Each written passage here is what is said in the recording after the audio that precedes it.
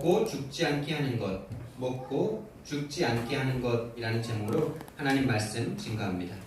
먹고 죽지 않게 하는 것, 이것이 예수님께서 하시는 일입니다. 이 땅에 오셔서 예수님께서 하시는 일이 그거예요. 지난주 우리 강단의 제목이 예수께서 하시는 일이라는 제목의 말씀이었는데요. 예수님께서는 이 땅에 오셔서 우리 잘 먹고 잘 살게 하시는 일을 하는 것이 아닙니다. 백성들, 하나님의 성도들을 좀 성공시키기 위해서 돈 잘 벌고 좋은 대학교 가고 성공해서 잘 먹고 잘 살라고 이 땅에 오신 게 아니에요. 그 정도면은 예수님이 오실 필요도 없죠. 그냥 하나님 잘 믿고 열심히 기도하고 그런 사람들이 지금 이 세계를 지배하고 있지 않습니까? 유대인들이 몇 안 되는 인구인데도 전 세계의 노벨상의 4분의 3 이상을 가져갑니다. 모든 경제의 중요한 부분들을 다 그들이 쥐고 있어요. 그들 예수님 안 믿습니다. 근데 하나님 믿는 그 어떤 규모와 그것으로 지금 가장 똑똑한 사람들이 됐고요. 이 세계의 경제를 쥐고 흔들고 있습니다. 여러분, 그게 축복입니까? 저주입니까? 저주입니까? 축복입니까? 그래도 좀 예수 믿고 잘 먹고 잘 살아야 됩니까? 잘 먹고 잘 살 수 있겠죠. 그런 것도 하나님께서 주시겠죠. 그런데 우리가 너무나 참 약하고 연약해서 그런 것들에 자꾸 집중을 하게 되니까 문제죠. 우리에게 예수님께서 오셔서 하는 일은 다른 것이 아닙니다. 우리에게 생명 주시려고 오셨다고 말씀하셨어요. 영생 주시러 오셨다고 말씀하셨어요. 그 말인즉슨 우리가 죽어 있었다는 말 아닙니까? 너희가 그것을 먹는 날에는 정녕 죽을 것이다 라고 말했는데 그거 먹고 육신이 돼서 하나님과 분리돼서 영원한 멸망 가운데 있었기 때문에 그 죽어 있었던 너희들을 살리러 오셨다는 예수님이십니다. 그것을 위해서 오신 거예요. 그 생명은 영생이죠. 예수님이 가지고 계신 생명이 영생이기 때문에 그분이 우리를 위해서 죽고 그분을 믿는 자들에게 영생을 주시러 오신 것이죠. 그래서 그분이 내 안에 들어오신 것, 그것이 곧 영생을 얻은 거예요. 그래서 오늘 성경 말씀에서도 딱 선포를 하시죠. 내가 곧 생명의 떡이다. 이 본론에 나올 부분인데 이게 얼마나 놀라운 선포입니까? 내가 곧 생명의 떡이다. 에고 에임이 이런 단어, 이런 선포예요. 내가 그다. 내가 나다. 나는 나다. 이 말씀이 이 사람이 할 수 있는 말입니까 이게? 근데 수많은 사람들이 자꾸 예수님을 사람으로, 이 성인 중에 한 명으로, 그냥 보통 사람 중에 한 명으로 생각하려고 하죠.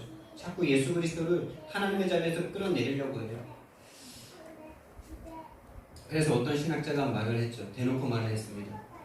예수님은 하나님이시든지, 죄송합니다. 이 성경 표현에 넣기 때문에 미친 사람이든지 둘 중에 하나지 그 중간 어디에다가 자꾸 예수님을 놓으려고 시도하지 말라. 믿든지 믿지 않든지 그 둘 중에 하나를 하라는 거죠. 타협점은 없습니다. 예수님은 하나님이시든지 미친 사람이든지 둘 중에 하나예요. 사제 성인 그런 거 갖다 붙이지 마십시오. 예수님은 하나님이시든지 미친 사람이든지 둘 중에 하나예요. 내가 생명의 떡이다. 내가 너희들의 죄를 용서해준다. 이런 사람이 제가 그런다고 생각해보세요. 제가 막 이렇게 기적을 막 일으키고 막 사람을 병낫게 하는데 내가 하나님이다 이러면요. 근데 세상 사람들이 내가 하나님이라는 사람을 믿긴 믿더라고요.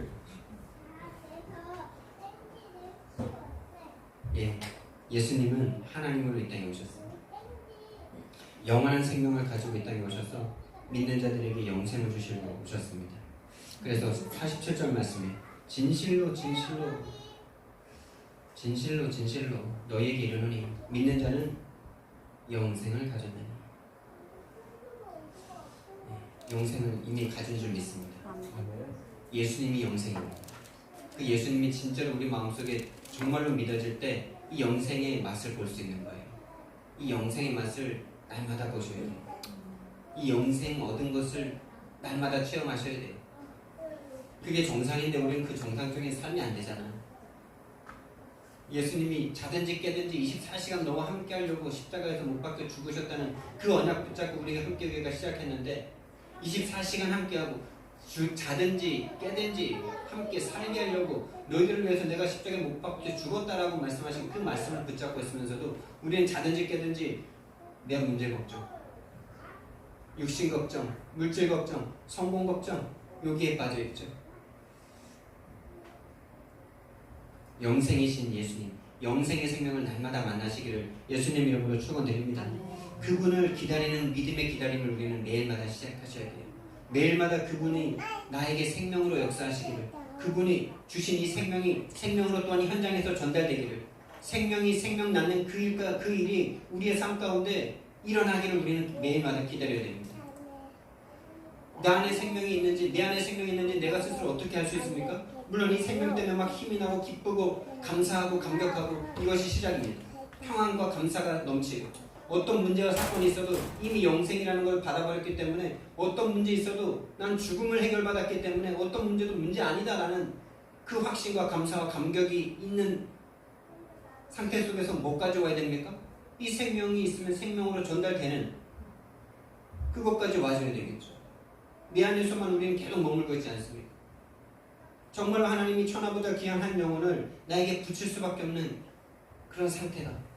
정말 이 땅에 복음 가진 교회가 너무나 없고, 성도들이 다 자신의 문제 속에, 창세기 3장, 6장, 11장 속에 묶여서 하나님의 소원에는 갈 수 없는 이 저주받아버린 이 교회가 득실거리는 이 시대에 하나님께서 나를 이 원색복음, 이 참 성경적인 복음 듣게 하셨는데 나에게 이 생명이 일어나지 않고 있고, 분명히 나 안에 생명이 맞는데 왜 생명이 된다라고 말씀을 드렸습니다. 그런데 제가 한 주간 동안 또 살아보니까 기쁨과 감사가 별로 안 생기더라고요. 그러면서 또 한 가지 드는 생각이, 기다린다고 꼭 기쁘고 감사해야 되냐? 그것만 아니잖아요. 물론 좋은 날을 기다리는 그 기쁨과 감사도 있지만 고통이 있을 수도 있죠. 기다리는 게 고통이잖아요. 결혼한 처녀가 결혼 날짜를 기다리는 것은 기쁨이겠지만, 뭐 아주 안 좋은 일을 당해서 오시는 아버지를 맞이할 날을 기다린다면 고통스럽겠죠.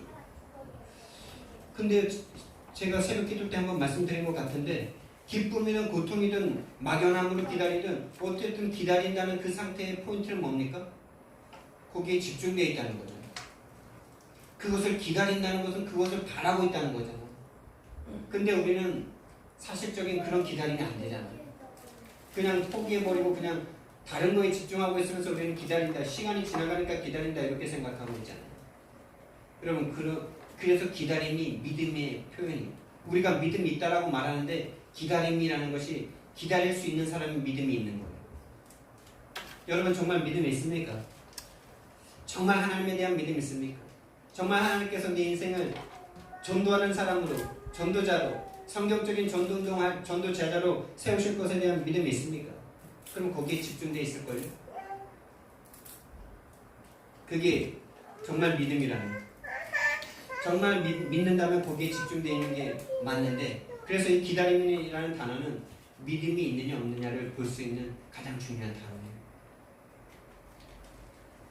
여러분이 정말 그것을 향해서 관심을 가지고 고통이든 기쁨이든 아니면 막연함이든 참아내고 있든 기다리고 있다는 것은 그것을 향해서 내 마음과 생각이 집중된다는 것이죠.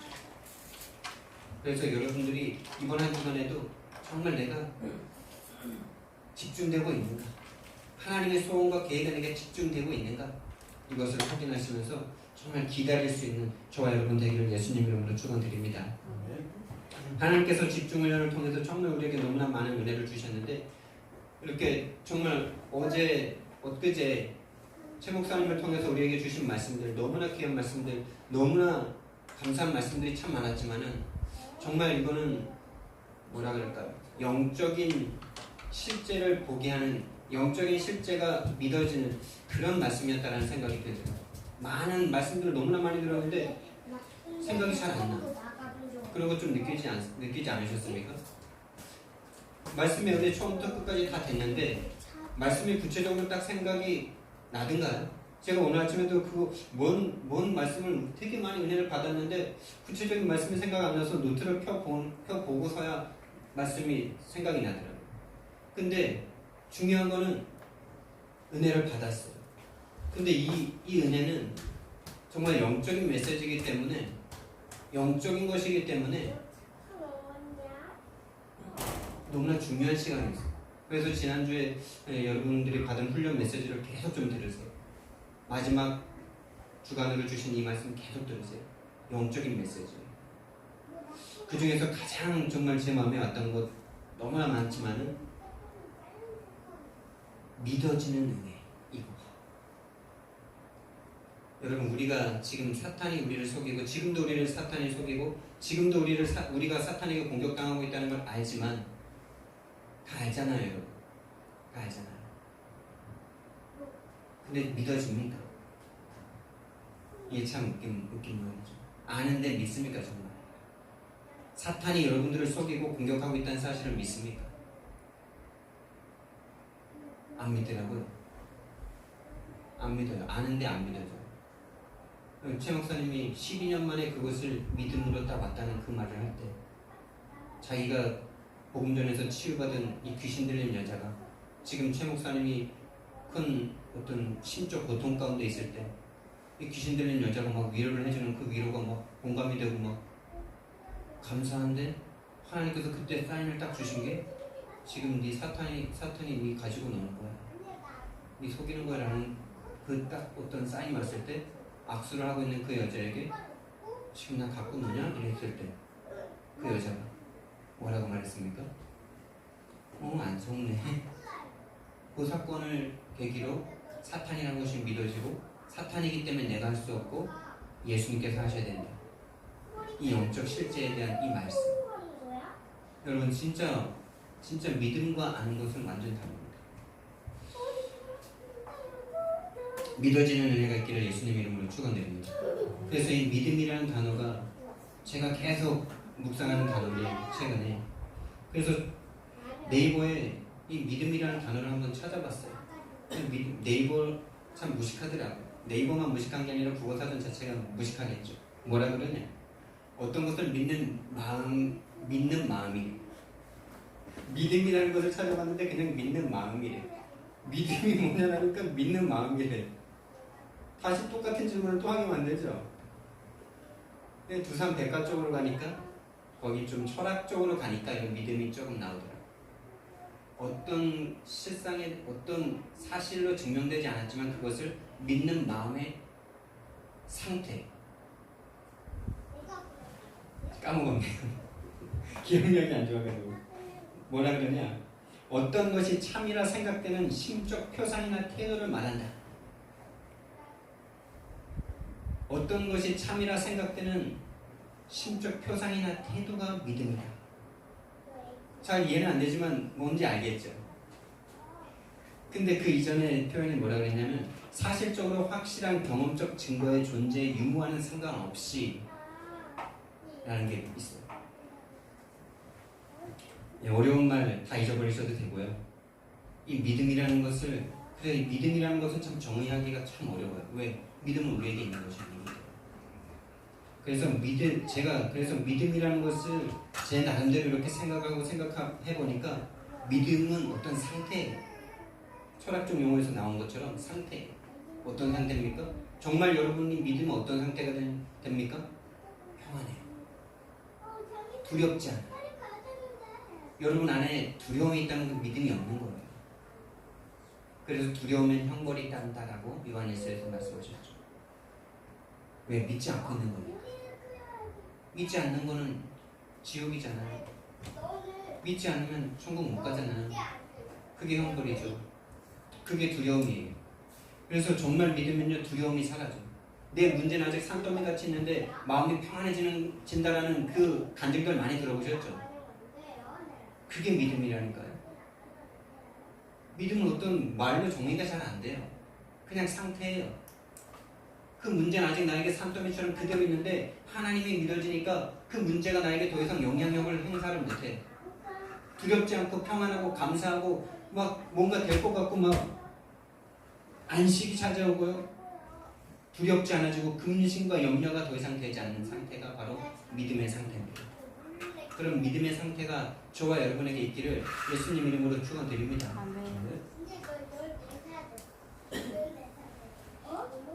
제가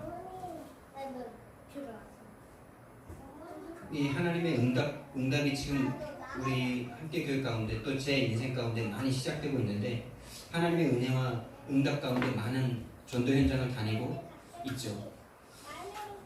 근데 이 하나님의 응답과 함께 찾아오는 것들이 최근에 계속 있더라고요. 가장 중요했던 것이 제가 계속 말씀드리는 부분이었지만, 시골 마을에 제가 추석 때 누구에게 저는 전도할까? 내가 추석이라서 시골 마을, 고향 마을을 가지만은 정말 내가 전도할 사람인데 그냥 왔다 갔다 하면 되겠냐? 이 생각이 들면서 누구에게 전도할까라고 생각했던 사람에게 가서 전도를 했고, 그 사람이 영접을 하게 됐죠. 그 사건을 보니까 제가 42년 동안 그 마을에서 살았는데 그곳에서 성경적인 복음을 전하고 누군가 정말 눈물을 흘리면서 영접한 건 처음이에요. 물론 다른 사람들도 한 두세 명 정도, 세네 명 정도 영접한 사람은 있죠. 그 전에 그 교회를 다닐 때에도 교회까지 데려온 사람들은 있지만, 근데 정말 제가 이 성경적인 복음, 이 복음에 대한 답을 가지고 복음을 전한 게 역사적으로 처음이었어요. 그렇게 감사한 현장을 체험하고 그런 응답들을 체험하고 제가 추석 때 돌아오면서 뭘 느꼈습니까? 내 속에 역사하는 흑암의 세력을 경험했죠. 잠깐 길이 막히는 그 길을 뚫고 오다가 조금 실수해서 내가 막히는 길로 또 들어갔을 그때 제 마음속에 억울함과 이 분노가 솟아오르는데 내 스스로 주체할 수 없는 이 감정과 화가 올라오는데 50분 동안 진짜 얼마나 내가 사로잡힐지 나 자신이 내가 어떻게 할 수가 없더라. 그러면서 그걸 놓고 계속 다음 날도 그 다음 날도 계속 그걸 놓고 집중을 해보는데 뭔가 모르는 이 더러운 기분이 자꾸 올라오는 거죠. 더러운 기분. 현장을 갈 수도 없을 뿐만 아니라 가긴 가는데 뭔가 이게 참 마음의 평안함이 없는 그 상태가 계속되더라고요. 그 이후로부터 현장을 잘 못 갔죠. 못 가게 됐죠. 여러분 정말 제가 그때도 말씀드렸지만은 이런 어떤 더러운 기분을 느낀 게 진짜 수년 만에, 몇 년 만인지 정확하게 말씀을 못 드리겠는데 하여튼 수년 만에 하나님을 향해서 이렇게 뻗대고 막 하나님을 욕하고 막 제가 욕하는 게 도대체 누구한테 욕을 하는 겁니까? 그 상황에서 왜 이렇게 억울한 일을 내가 다녀야 되지? 누구한테 지금 하고 있는 원망입니까? 나 자신입니까? 하나님이죠. 그런 문제와 사건이 나한테 딱 왔을 때 내가 거기에 딱 사로잡히는 나를 딱 쳐다보는데 그렇게 되니까 어떻게 됩니까? 하나님의 절대 소원과 계획인 전도와 선교에 내 마음이 식어버립니다. 현장 못 가요. 갈 수가 없어. 가도 기쁘지가 않아. 그 전보다도 오히려 더 못 가는 상황이 딱 돼버리는 거죠. 여러분, 제가 전도의 응답을 봤는데 그 반대급부적으로 보는 이 문제들. 그리고 또 무슨 일이 있었습니까? 또 그 아주머니죠. 또 그 마을에서 42년 만에 정말 눈물로 영접한 그 아주머니에게 가서 예배를 같이 드렸어. 그것도 하나님께서 사랑하시는 우리 가문의 복음을 시작한 전복자 장로님을 데리고 가서 영접하고 같이 가서 예배를 드렸어. 우리 어머니 거기에 대한 감사와 감격도 없이 아들이 가져가니까 가긴 가는데 뭔가 감사와 감격, 절대적으로 가야 되는 그 이유 없이 따라가는 그 어머니를 모시고 가서 같이 영접을 하고 예배를 드리는데 아버지가 전화 와가지고 쌍욕을 해대는데 그런 욕도 제가 아버지로부터 나한테 직접 하는 건 아니었지만 어머니를 향해서 나에게 욕을 하는데 그런 상황도 참 몇 년 만이죠. 제가 직접 그 이야기를 들은 것은 그 당시에는 그렇게 당황스럽진 않았어요. 그런 걸 아니까. 그리고 그 당시에 또 드는 생각이 이분이 진짜 지금 사탄에게 속는구나. 지금 어머니와의 약속 그것보다도 사실은 제 안에 느껴지는 것은 이분이 지금 예배드리는 걸 너무나 싫어하는 거예요. 이 사람 속에 역사하는 사탄이 예배드리는 걸 너무나 잘 알구나. 이게 딱 느껴져요. 근데 어머니 전화를 끊고 보니까 또 어머니가 실제로 약속했었는데 깜빡하신 거예요. 그래도 그렇지. 자기가 이 세상에서 제일 사랑하는 아내와 아들 아닙니까?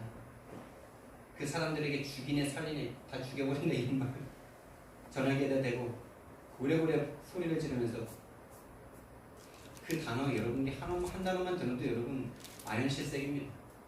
그 얘기를 제가 평생 듣고 살았고 우리 어머니는 지금 70평생 듣고 계세요. 65년 평생 듣고 계시고. 그리고 제가 다시 전화를 걸었죠. 10분만 기다려달라니까 다 끝났냐 내가 막 이러면서 다시 걸어서 혼자 가시라고 이제 말씀드리려고.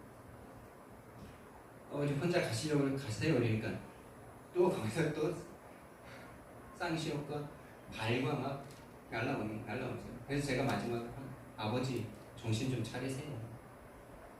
전화 뚝 끊으시더라고요.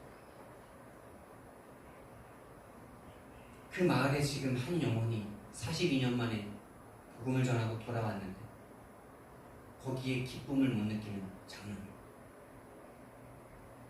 거기에 절대적인 하나님의 은혜와 감사를 못 느끼고 있는 장로님, 그 장로님을 보면서 저가 정말 마음이 아프더라고요. 정말 한 지역을 장악할 중직자인데 지금 한 지역에 아들 목사가 복음을 전해서 예수님을 영접하고 지금 예배가 되고 있는데 거기에 감사가 없어요. 그리고 그 사람에게 계속 가서 예배를 드려달라니까 30분도 시간이 안 돼요. 10분도 시간이 없대요. 그 안타까움 아세요? 참. 그리고 또 그 예배를 가지고 쌍욕을 해대는 그 아버지를 잡고 있는 흑암의 권세를 지금까지 평생 살면서 한 번도 꺾지 못한, 한 번은 아니겠지만 정말 꺾지 못한 이 어머니, 그날 그 교회 너무나 안타깝더라고요. 너무나 안타깝더라고요. 그런데요, 제가 이 사건을 또 말씀드리는 이유는 그 영향력을 제가 안 받을 줄 알았는데 그 영향력이 저에게 오는 거였죠. 저에게 와요. 아버지가 그렇게 쌍욕을 해대는 그것이 참 어리석고 참 안 됐고 불쌍하다라는 생각이 들면서도 제가 영향을 받더라니까. 보세요. 한 영혼을 놓고 정말 기도하다가 가서 복음을 전했을 때 정말 수년 만에 내가 그 잠깐 차 동거 때문에 막 내 마음에 분노가 일어나서 하나님을 향해서 뻗대고 막 욕하고 원망하는 그것을 경험하게 하는 게 그게 내 마음과 내 감정입니까, 여러분? 그리고 또 내가 예배를 드리고 그 영접한 사람에게 가서 예배를 드리고 있는데 아버지가 전화를 해가지고 세상에서 가장 사랑하는 사람들에게 죽이네 살리네 진짜 짐승에게도 하지 못할 욕들을 해대는데 그 욕을 한 게 아버지입니까? 그 욕을 듣게 해서 내 마음과 감정을 상하게 해서 내 마음과 감정 안 상하는 줄 알았는데 내 영이 반응하는 거 있죠. 느껴보셨습니까? 여러분들의 영혼이 상처받는 기분이 더러운 거 똑같더라고요. 기분이 더러운 감정이 그 두 사건에 똑같이 나이게 오더라고요. 기분이 더러워요. 더러운 귀신아 예수 이름으로 떠나갈지어다. 예수님께서 더러운 귀신이라고 그러셨죠. 이 더러운 귀신이 역사하니까 그냥 기분이 더러워. 그러니까 내가 거기에 영향을 받으니까 어떻게 되냐? 현장을 못 가겠어. 현장을 못 가더라니까. 안 가는 게 아니라 내가 안 간다라고 생각했는데 못 가더라니까. 제가 왜 이 이야기를, 이 우리 가문의 참 치부 같은 이 이야기를 왜 드리냐? 여러분들이 전도하려고 한다면 여러분을 분명히 공격하는 사탄 마귀 귀신이 있다는 사실을 기억하시기 바랍니다. 그리고 그놈이 갖다주는 그 문제에 사로잡히면 현장을 향한 하나님의 소원과 계획을 향한 마음이 식어버려요. 잡히지 마시기 바랍니다. 잡혀도 빨리 회복하셔야 돼요. 그래서 제가 겨우겨우 회복한 게 목요일날 현장을 갔는데 현장을 가서도 제가 복음 안전하고 있더라고요. 가서 딴짓하더라고요. 그리고 어제 다시 현장을 회복했어요. 겨우겨우, 진짜 겨우겨우. 금요일날 우리가 집중훈련 받고 나니까 힘이 좀 생겼겠죠. 그래서 현장을 가더라고요. 현장을 가는데도 그 전에 제가 갔던 그 마음과 그 애틋함과 열심이 사라진 상태로 가더라고요. 오늘 또 어디로 가야 되지? 이런 막연함. 내가 오늘 또 어떻게 해야 되지? 이런 생각이 처음과 같은 그 마음이 또 나에게 딱 드는 거죠. 와, 현장이 날마다 새롭구나 이거. 해안에 새 것이 없는데 이 영적 세계가 날마다 새롭구나. 날마다 새로운 싸움이고 날마다 새로운 시작이고 날마다 새로운 힘 얻어야 되는 것이구나. 이걸 정말 현장에서 절실하게 느끼더라고요. 그럼 과거에 전도했던 거 다 잊어버리시기 바랍니다. 오늘 나에게 새로운 생명에 대한 역사가 일어나지 않는다면 내가 사탄에게 속고 있다는 강력한 증거입니다. 하나님이 나에게 천하보다 귀한 한 영혼을 붙이고 있지 않다면 우리에게 믿음 없는 것입니다. 이럴 때 아멘 하셔야 돼요. 믿음 없다는 걸 알면 믿음 구할 텐데 믿음이 있는 줄 아니까 믿음을 안 구해요. 그러면서 제가 어제 현장에 나아갔는데 현장에 나가서 어디를 갈까, 내가 늘 가는 공원 현장을 가려고 나갔는데 오늘은 남천병원을 한번 가봐야 되겠다 이런 생각이 들더라고요. 남천병원을 놓고 기도를 예전부터 시작했지만은 가서 몇 번 들어가 본 적은 있지만 가서 기도만 하고 왔죠. 근데 오늘 이번에도 가는데 되게 마음의 부담이 많이 돼요. 그래서 오늘은 처음이니까 가서 기도만 하고 와야 되겠다. 8층부터 위에부터 아래까지 쭉 한번 돌아봐야 되겠다 라는 마음으로 남천병원을 들어갔죠. 토요일이니까 사람들이 많이 오고 좋더라고요. 그래서 위에부터 쭉 한 층 한 층 가면서 기도를 하고 한 층 한 층 돌면서 이렇게 기도를 하는데 사람들이 얼마나 들어와 있나 이런 것도 보고 어떤 병원인가 이런 것도 좀 확인하고 이러는데 병실을 도는데 제가 오늘 말 안 한다고 결심하고 갔잖아요. 근데 도는데 한 반쯤 거의 차 있더라고요. 꽉 차 있는 병실은 거의 없고. 근데 한 병실은 4인실인데 한 명만 딱 있더라고요. 최민수라는 사람이 딱 써있어요. 그래서 한 명 있으니까 이게 그냥 가기가 뭐하더라고요. 들어가서 인사하고 내가 복음 전하는 목사다 이러니까 자기도 교회 다닌다 그러고. 아 그러세요? 어느 교회 다니시냐니까 저 안산의 동산교회까지 간다 그래요. 여기 살고. 아 그러시냐고. 좋은 교회 다니시네요. 이러더라고요.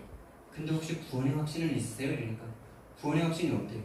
천국과 지옥도 모르겠대요. 그래서 제가 복음을 막 전했잖아요. 복음을 계속 전하는데 이 사람이 처음엔 조금 들으려고 하더니만 나중에는 본인이 죄인입니다라고 하는 부분에 이 사람이 딱 걸려놓은 거죠. 당신이 죄인입니다. 당신이 죄인이기 때문에 예수님 믿어야 됩니다. 이런 말 하니까 그때부터 눈빛이 딱 달라져. 그때부터 복음 안 돼요. 아, 내 믿음 제가 알아서 할게요. 결국에 이러고 영접 안 하고. 교회 다니는 종교인들을 제가 또 만나보게 되는 거죠. 여러분 현장에서 확인하시기 바랍니다. 여러분들의 믿음과 영적 세계를 확인하시기 바랍니다. 현장과 말씀 운동 할 수 있는 거 없는가? 이게 우리의 절대적인 기준이에요. 하나님이 천하보다 귀한 한 영혼을 나에게 붙일 수 있는 사람인가 아닌가? 이것이 우리에게 믿음이 있는가 없는가가 절대적으로 나오는 증거입니다. 그것이 우리에게 기준이라는 것이 기준으로 잡혀졌다는 것이 얼마나 감사한 일인지. 많은 사람들이 잘 믿는다 그러고 응답받고 뭐 어떤 눈에 보이는 뭐 잘 되는 응답 보면 그게 믿음 좋다라고 우리가 지금까지 생각하면서 살았지 않습니까? 기준을 바꿔야 됩니다. 하나님의 절대 소원이니 천하보다 귀한 한 영혼을 나에게 붙일 수 있는 사람이냐 아니냐. 이것만이 절대적인 기준입니다. 오늘 성경 말씀을 우리가 함께 보면요. 예수님께서 내가 생명의 떡이다, 내가 하늘로부터 온 하나님의 떡이다 라고 계속 말씀하시니까 그 말을 듣던 유대인들이 오늘 수근수근 거리는 거예요. 유대인들이 예수에 대하여 수근거려. 이 사람은 요셉의 아들 예수인데 그 부모를 우리가 아는데 요셉과 마리아가 결혼해서 낳은 아들인데 어찌 자기가 하늘에서 내려왔다 그러냐. 맞는 말이잖아요. 맞는 말이죠. 그러면 거기서 예수님께서 뭐라고 말씀하셔야 될까요? 앉아봐. 그런 게 아니에요. 이러면서 요셉과 마리아를 사랑하셨지만 내가 하나님으로부터 동정녀인 마리아에서부터 나서 내가 하나님의 이렇게 설명해도 되지 않을까요? 그건 저의 생각입니다. 어쨌든 그렇게 요셉의 아들이라고 생각하는 그들에게 뭔가 풀어줘도 될 것 같은 생각이 저에게 좀 들더라고요. 근데 예수님의 반응을 보세요. 43절 말씀에 예수께서 대답하여 이르시되 너희는 서로 수군거리지 말라. 좀 우리말로 하면 뭡니까? 시끄럽다, 조용히 해라, 떠들지 마라, 이거예요. 왜 그럴까요? 왜 자기가 동정녀 마리아에서 낳은 하나님이라는 성령에 의해서 잉태됐다는 그 사실을 풀어주지 않을까요? 풀어줘도 믿지 않는다는 걸 아시는 하나님이시기 때문에. 그러면서 뭐라고 말씀하시죠? 나를 보내신 아버지께서 이끌지 아니하시면 아무도 내게 올 수 없다 선포하시죠. 여러분, 믿음은 설명으로 얻어지는 게 아닙니다. 예수님이 거기서 그런 얘기하면 아마 더 미친 사람 취급할걸요. 동정녀인 마리아에게서 내가 엄마 아빠랑 아직 자기 전에 성령님이 잉태케 하셔서 내가 나온 하나님이야, 내가 원죄 없이 너희들을 구원하러 온 내가 구원자야, 이렇게 말해보십시오. 비웃음거리밖에 더 되겠어요? 근데 저와 여러분이 그게 믿어지잖아요. 동정녀 마리아, 남자를 알지도 못하는 여자에게서 성령으로 잉태하셔서 우리에게 오신 구원자라는 사실이 우리에게 믿어지잖아요. 그 이유가 무엇입니까? 우리가 성경을 보니까 아는 겁니까? 하나님께서 믿게 해주셨기 때문이죠. 저와 여러분은 하나님께서 보내신 자입니다. 하나님께서 선택한 자입니다. 나를 보내신 아버지께서 이끌지 아니하시면 아무도 내게 올 수 없으니 오는 그를 내가 마지막 날에 다시 살리리라. 여기서 육신의 부활을 말하는 거죠. 영혼은 이미 죽지 않는 존재잖아요. 우리의 육신까지 부활됩니다, 여러분. 그 희망과 그 꿈을 가지고 사셔야 됩니다. 그러면서 선지자의 글에 그들이 다 하나님의 가르치심을 받으리라 기록되었은지 아버지께 듣고 배운 사람마다 내게로 오느니라. 네. 저와 여러분이 예수님이 나를 위해서 십자가에 못 박혀 죽으셨다는 것을 누구에게 들었습니까? 사람에게 들었지만 사람에게 들은 게 아니에요. 사람에게 들었지만 하나님께서 가르쳐 주신 거예요. 하나님이 여러분에게 전도한 사람, 여러분의 목사, 여러분들의 어떤 강단, 여러분들을 전도한 그 전도자를 통해서 듣게 하셨지만 그것을 가르쳐 주신 분은 바로 하나님이다라고 말씀하고 계신 것입니다. 하나님의 가르치심을 받은 저와 여러분인 줄, 최고 축복받은 저와 여러분인 줄 믿고 감사하시기를 예수님 이름으로 축원드립니다. 그래서 아버지께 듣고 배운 사람마다 내게로 옵니다. 아버지께 듣고 배운 사람, 우리가 여기 있다는 것이 정말 하늘의 축복을 다 받은 거죠. 하늘의 축복을 다 받은 거예요. 그러면서 46절에 이는 아버지를 본 자가 있다는 것이 아니다. 여러분, 아버지를 본 자, 나는 아버지 봤다, 이런 사람 조심하시기 바랍니다. 나 꿈에서 하나님 만났다. 지난번에 우리 와동에서 만난 그 광덕 의류의 아주머니, 꿈을 통해서 하나님을 만났어요. 근데 지금 삶은 죽지 못해 사는 삶, 전도는 할 수 없는 삶. 그런데도 100년을 살고 싶은 삶, 빨리 천국 가기는 두려운 삶, 그런 삶을 살고 있는 거예요. 아버지를 본 사람 없습니다. 아버지를 본 자가 있다는 것이 아니에요. 오직 하나님께서 온 자만 아버지를 보았느니라. 예수님만, 그러니까 예수님만 하나님을 봤다 이거. 자기 자신만 하나님을 알 수 있다 이겁니다. 자기 자신만, 예수님만 하나님을 알 수 있는 자이고 볼 수 있는 자이십니다. 그러면서 우리에게 진실로 이렇게 말합니다. 이 말은 뭡니까? 진짜로 내가 말하는데, 우리 이렇게 말할 때 있죠. 뭔가 막 참 이 너무나 중요한 말인데 안 믿을 때, 아니 진짜 너무나 엄청난 사실을 막 말할 때 진짜 이거 진짜인데 막 이러잖아요.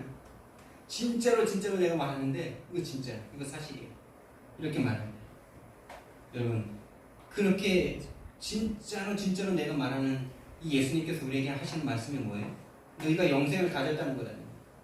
나를 믿는 자는 영생을 가졌다. 믿는 자는 영생을 가졌다. 이 믿음, 이 믿음이 우리 것이 아니잖아요. 그러니까 하나님께서 주신 그 믿음이 있는 자는 영생을 가졌다 이거. 믿는 자는 영생을 가졌다.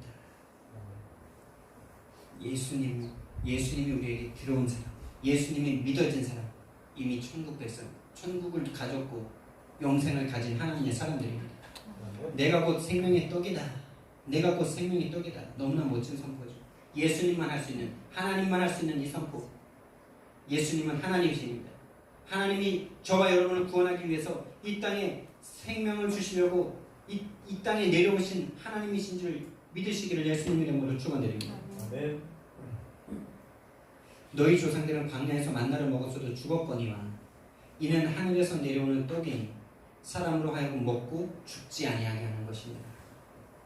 여러분, 먹고 죽지 아니하게 하는 것이다. 이 말씀에 한번 집중해 보셨습니까? 이 말씀을 제가 계속, 우리가 6장을 계속하고 있잖아. 그럼 6장을 하면서 이 말씀을 계속 읽었을 것 아니에요. 6장 전체가 통하니까. 근데 제가 이번 한 주간에 이 41절부터 51절 말씀을 가지고 계속 묵상하는데 먹고 죽지 아니하게 하는 것이라는 단어에 제가 엊그제 여기에 대한 깨달음이 있어요. 먹고 죽지 아니하게 하는 것이다 라는 말을 들을 때 여러분 어떤 단어, 어떤 성경이 또 생각납니까? 먹고 죽는 게 뭡니까? 먹으면 죽는 게 뭡니까? 선악과. 그것과 반대되는 단어라는 게 보입니다. 먹어서 정령 죽는 선악과, 먹어서 정령 사는 예수 그리스도, 먹어서 정령 사는 그 예수 그리스도인데 먹어서 정령 사는 그 나무가 그 선악과랑 같이 있었죠. 생명나무와 선악을 알게 하는 나무가 동산 중앙에 있었다. 동산 중앙에 서로 등을 맞대고 생명나무와 선과 악을 알게 하는 나무가 등을 맞대고 있었다니까. 근데 아담과 하와가 뭐에 집중합니까? 선과 악을 알게 하는 나무에 집중하더라니까. 근데 그 생명나무가 어떤 나무일까를 제가 생각해봤어요. 아마도 생명나무는 보기가 그렇게 좋지 않았을 것 같아요. 여러분, 생명을 알게 하는, 먹고 죽지 아니하게 하는 이 생명을 주러 오신 예수님이 그 나무가 어떤 나무입니까? 십자가죠. 십자가는 볼 때 저주죠. 보기 흉하죠. 저주죠. 재앙이죠. 나무에 달린 자마다 저주를 받은 자입니다. 그래서 유대인들이 예수님을 안 믿는 건 아닙니까? 하나님인데 어떻게 저주를 받냐는 거죠. 그 선과 악을 알게 하는 나무는 어떤 나무였습니까?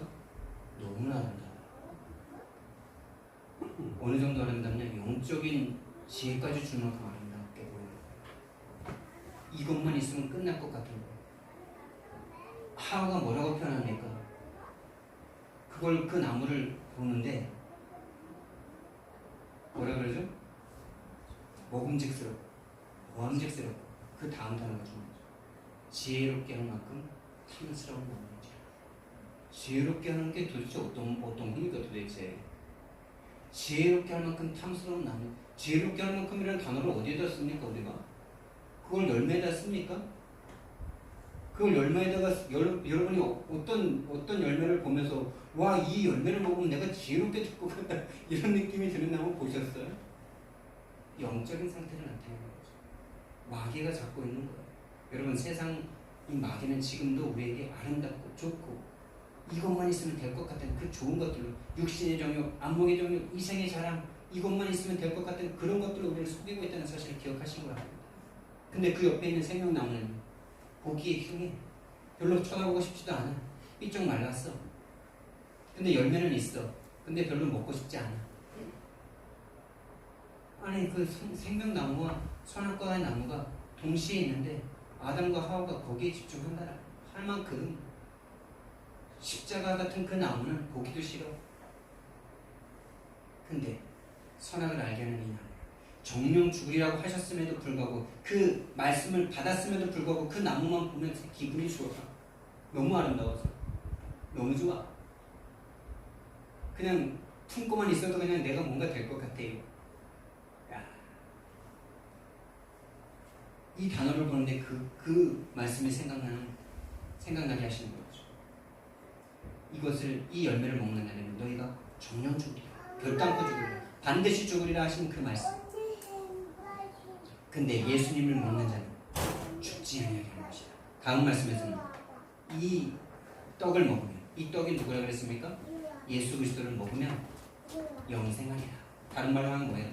정령 죽지 아니하리라. 정령 죽으리란 그 나무와 반대되는 나무로 오신 예수 그리스도 아닙니까?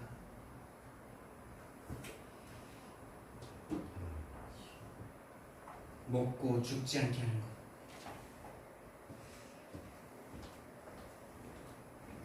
예수님은 우리에게 영생 주시러 오신 분입니다. 생명을 주러 오신 분입니다. 우리가 있는 상태를 보여달라고 기도하시기 바랍니다. 죽어 있었으니 나에게 체험되게 해달라고 기도하시기 바랍니다. 그게 안 믿어진다. 여러분이 모태신앙인들이라 그게 안 보이는 게 제일 저주예요. 여러분. 내가 어렸을 때부터 교회 다녔는데 교회 다니는 게 믿음이 아니잖아요. 그럼 그 믿지 않고 있는 상태는 죽음의 상태인데 그 죽음의 상태가 안 보인다. 여러분들이 지금도 안 보인다면 여러분들이 지금도 믿음이 있는 게 맞습니까?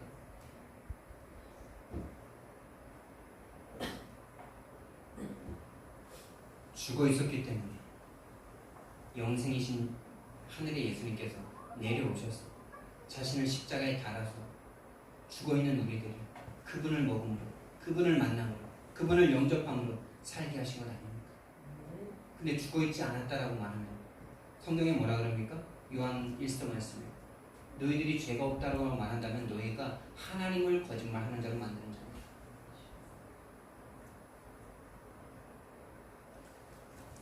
여러분들이 죄인이었음에 보여지고 사탄에게 붙잡혀 있었던 어쩔 수 없는 절대 불가능한 자로 내가 보여지고 사탄에게 붙잡히고 죄에 빠져서 정령 죽었던 내가 보여져야 예수만 꽉 붙잡죠.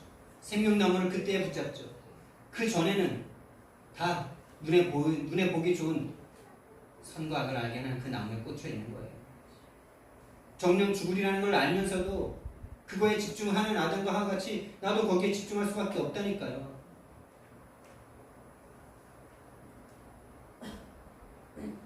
생명을 알게 하는 나무는 보기 안 좋습니다.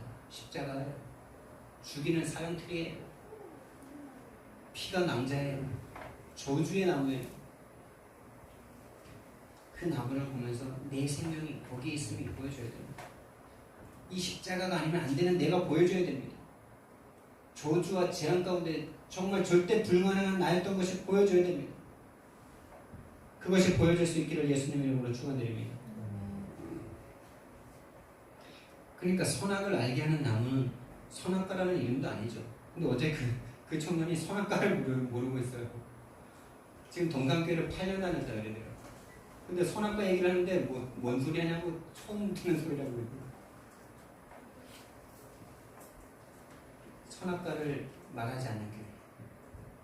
말했어도 못 들었겠죠. 김인중 목사님이 전도하는 목사님인데 정확한 복음, 원색적인 복음은 아니 우리가 조금 이렇게 한다면 그런 복음은 아니었을지라도 정말 전도하는 목사님이거든요. 그리고 끝을 정말 아름답게 하신 분이거든요. CCC 출신으로서 정말 현장에 자기가 그렇게 큰 교회를 하고 있으면서도 전도를 끝까지 하려고 했던 그런 목사님이거든요. 근데 그 목사님이 말 안 했겠습니까? 근데 그게 안 꽂혀. 그거를 말했어도 그것을 집중적으로 말 안 했겠죠. 그것이 근본 문제라고 말 안 했겠죠. 이 사람이 8년 동안 다녔는데 그거 못 들어봤다라고 말할 만큼 말했겠죠. 그게 없으면 아무것도 없는데 그 선악과가 시작이 아니면 아무것도 예수님이 필요도 없는데 그러면 생명나무는 다 사는 거죠. 다 살리는 거죠. 선과 악을 알게 하는 나무는 무슨 나무입니까? 선과 악을 알게 하는 나무. 참 이름이 재밌죠. 선과 악을 알게 한다. 근데 좋은 거잖아요. 아는 게 좋은 것 아닙니까?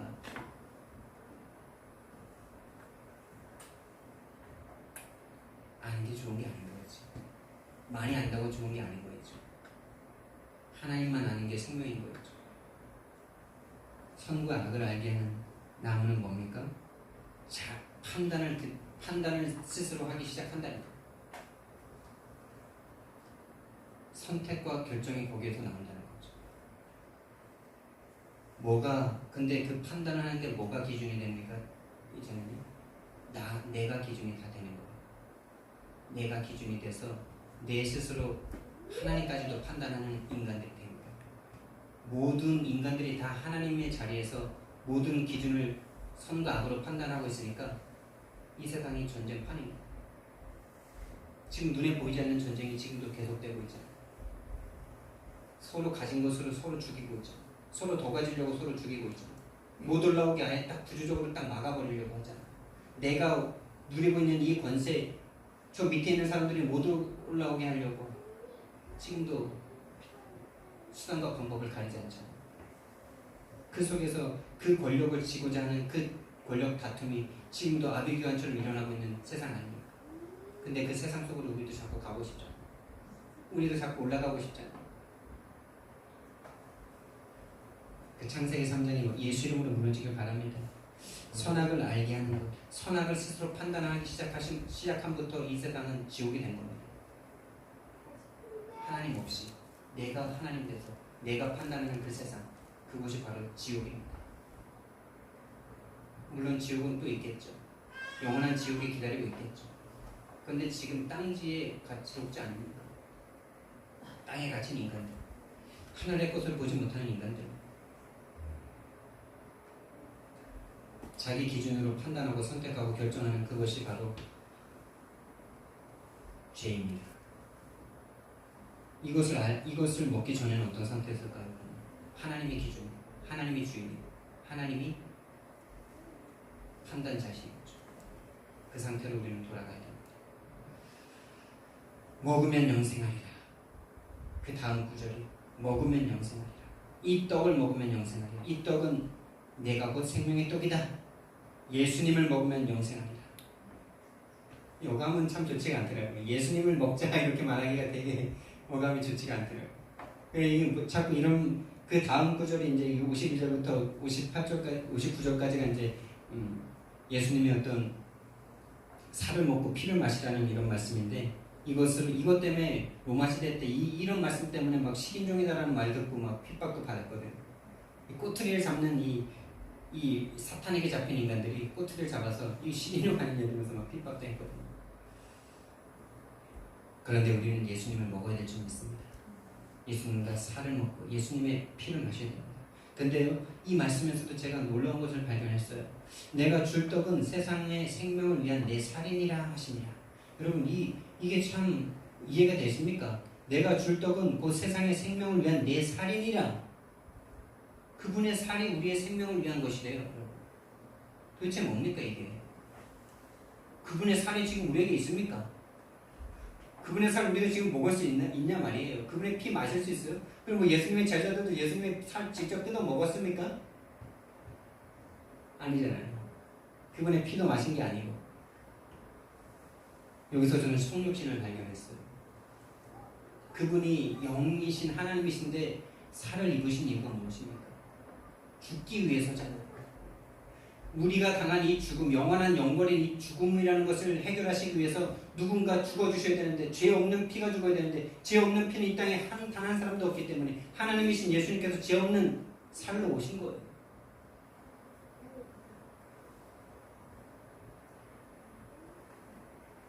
성육신으로 말씀하신 것입니다.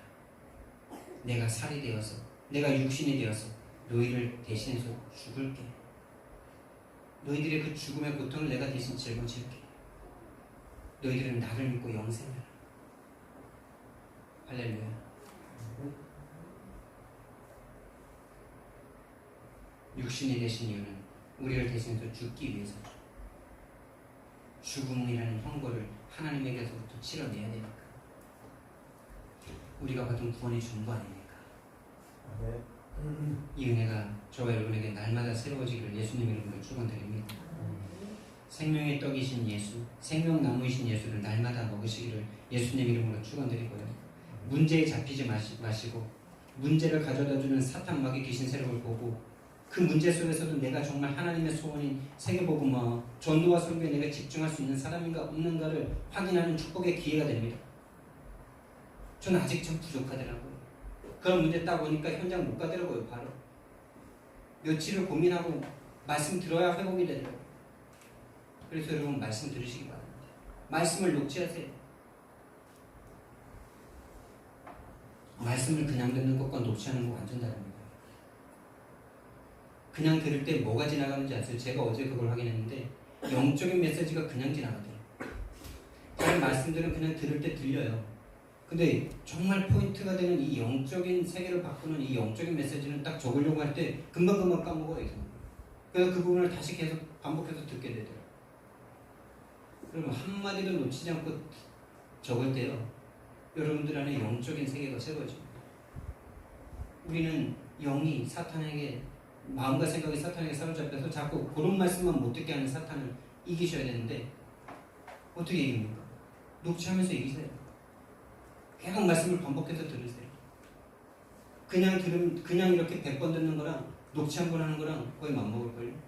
아니, 녹취 한 번이 더 나을 수도 있어요.